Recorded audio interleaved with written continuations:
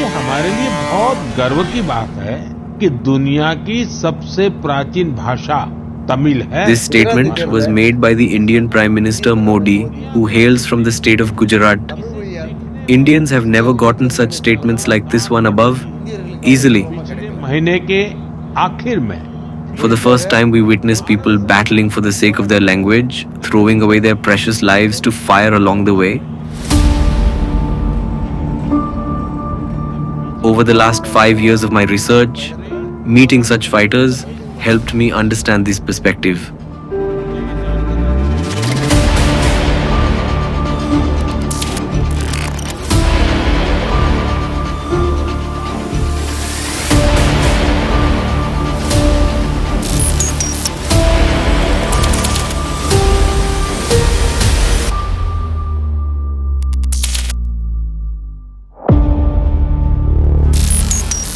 Any generation which ignores history will neither have a past nor a future.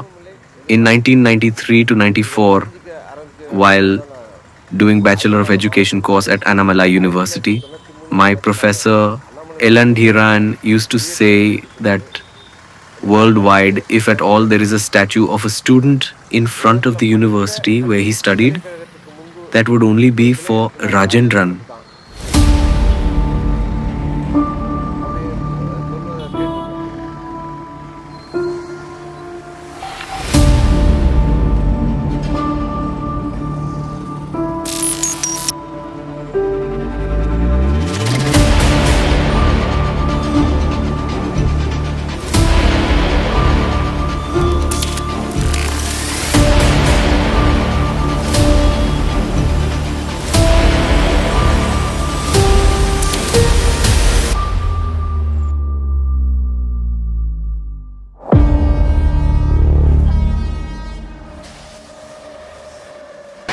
Since the first thought about war of languages was sown during my academic years at the Annamalai University, I felt that I should begin the research from the same university. I collected the list of students who were present there at the time when the gunshot occurred. From that list, I learned about Rajendran, who was present when the gunshot occurred, and Nedi Maran, who was gravely injured. I talked to his elder brother Magijan and their friends. Since they are unaware of the struggle, I could not get more details. My extended search for the real contributors of the linguistic battle led me to Professor Thiruma Valavan of the English department. He had actively taken part in the protest and was present at the time of gunshot and among the one who was badly injured during the ensuing Lati charge too. He began to narrate. Though the protest was taken forward only by the students themselves, the like-minded political parties never missed out to guide them. In that perspective, I consider and respect Minister Swaminathan as one of the most respected personalities. During those days, the total university student population is just around 2,000 to 3,000 students, only though it has grown to several thousand now. My estimate then must be around 1,500. It was after 8 in the morning that we all assembled near the library, located just opposite to the administrative building Shastri Hall. The library even now goes by the name of C.P. Ramasamy Iyer, who was the then Vice Chancellor of the university. We started this large procession from there. I feel that I need to share something before we proceed further. I had earlier told that we sent out the pamphlets. We also put them across all the vantage points within the university premises. This prompted the students to write on those pamphlets that their discipline is ready for the protest. We witnessed the slogans creating an uprising among the students, though "Long live Tamil, eradicate Hindi" was one among the slogans raised through the procession. Life for Tamil, body for the land, literally created a sky-high impact. I think we had around 2 to 3 kilometers more to reach the railway station. Our goal is to go around the Chidambaram city wherein the police had other plans. We had to cross the railway gate which was locked out by the police.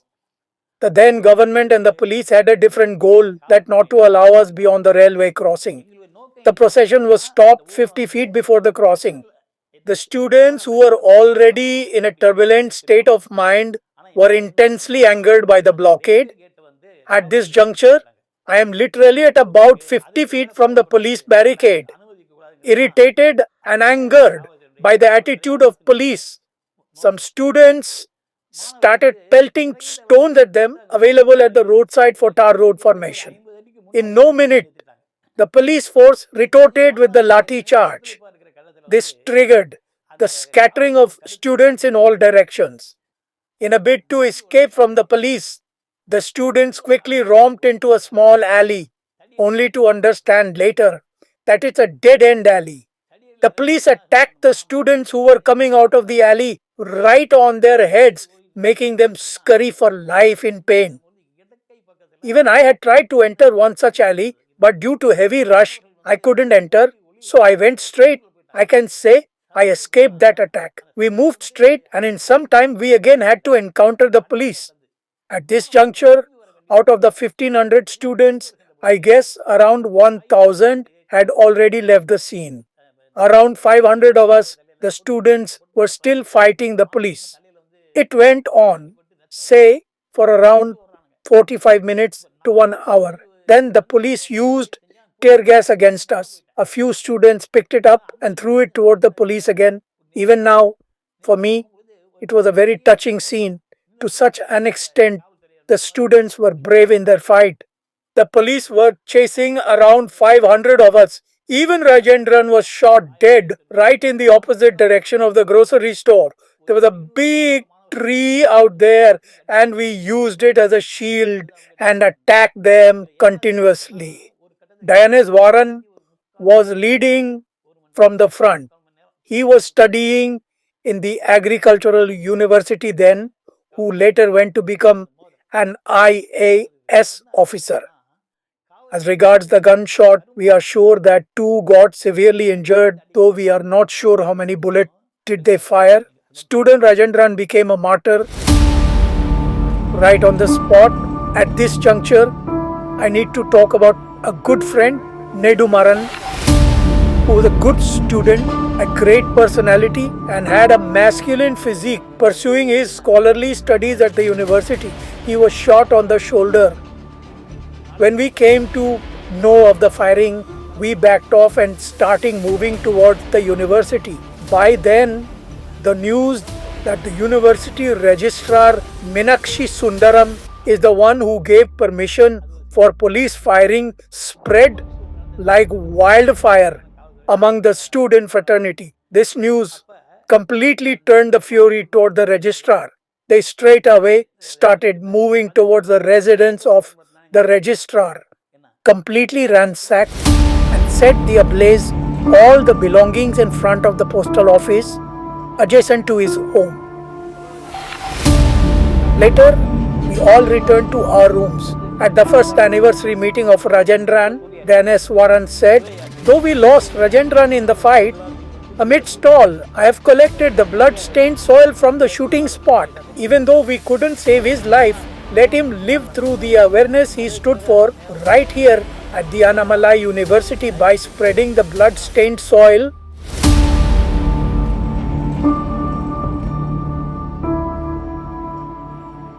The details shared by him about this struggle to implement bilingual policy almost 60 years ago is quite different from whatever that I had earlier read, listened to, video publicly available news articles, documents, small books, and through my senior journalist friends, because whomsoever I met is neither a pensioner nor a Tamil scholar, thereby not being a part of any government beneficiaries list. The sole aim of my research is to record the so far undocumented details of this struggle. Exactly, this is what I consider a much needed information for the present generation as to how all the students fought to implement the bilingual policy.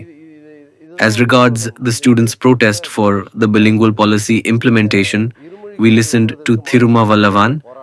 Next, we meet Sivasu, and then I came to know about the role of V.V. Swaminathan and how he had helped the students in this protest.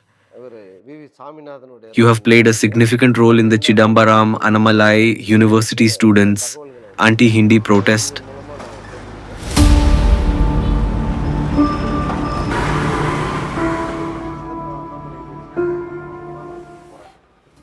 What you like to say about those memories? Do you remember the Chidambaram of those days? Chidambaram was on fire. It was a public protest. Due to the tense situation that prevailed out there, Indian armed forces too joined along with the police personnel. I told the students to continue the protest from the university premises while we take up the protest on the streets. The students didn't listen. They said they will face the repression courageously. After the meeting with the students, while I was returning, the police took me straight to the jail. As I am entering the gates of the jail, I heard gunshots. They have started the firing. The police didn't respond properly when I inquired who gave the permission for firing. Some policemen said we did it on our own, and some we did on the orders of the chief minister. They didn't even say who they shot as well. The shooting order has to be issued by the deputy collector, but it wasn't issued by that time, and even before that, they had started the firing. The anti-Hindi protest-related firing incidents against the students must be written in blood. And to highlight, there was a pathetic incident wherein a son of a policeman himself got killed in a firing incident.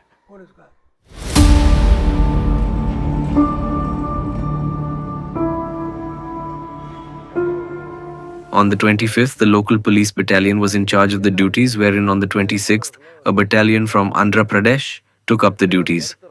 As the Andhra regiment could not understand what the students are saying, there ensues a clash which eventually leads to a firing incident. The guns shooting at the air soon took aim of the students. Two students suffered the fatal gunshots. One is Rajendran and other one is Nedumaran.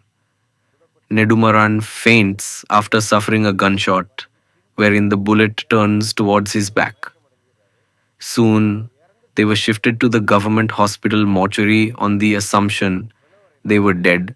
Through my research, I clearly understand that your father was an identity of the anti-Hindi protest because he carried the scars of gunshot wounds. Did he happen to talk about these scars anytime with you or your family members? My father used to open up about it casually at times.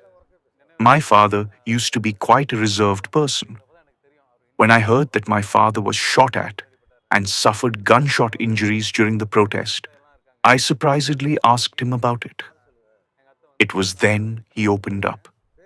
He said, "While I was involved in the anti-Hindi protest, I suffered 2 gunshot injuries, one on the right shoulder and the other on the right thigh." Out of curiosity, I asked him as to why there was a protest in the first place. He explained me that there was a forceful imposition of Hindi, and we, all friends, joined hands to protest. Myself and my friend were on the front line, and he died on the spot in the firing.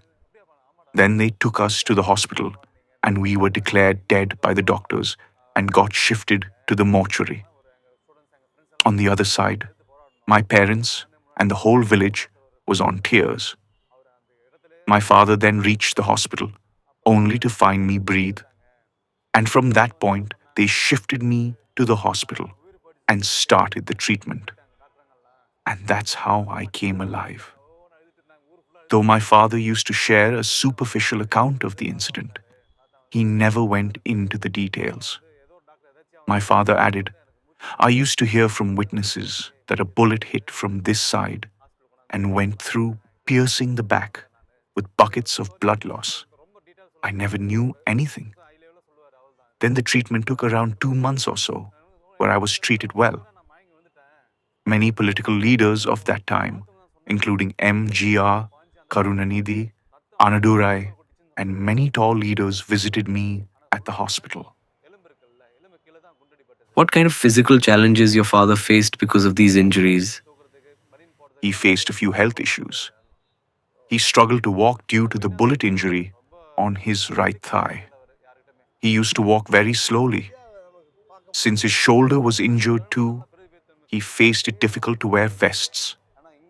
Though he struggled physically, he never showed it. Though the shoulder scars had somehow faded, the back was really a bigger one. The main reason being the power of the bullet. இதனுடைய தொடர்ச்சியா எனக்கு தெரிய வந்து ஏன் இந்த In continuation, I had a question lingering on my mind. Why did the students of the Annamalai University take up this protest in the first place? I started researching on it.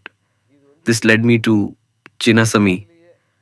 They call it first in India, first in world, but I am not sure though. Chinnasamy is the first person to sacrifice his life for the sake of language.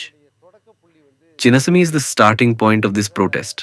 When I dug deep into the students as to why and how you took up this protest, they all pointed to one Chinnasamy.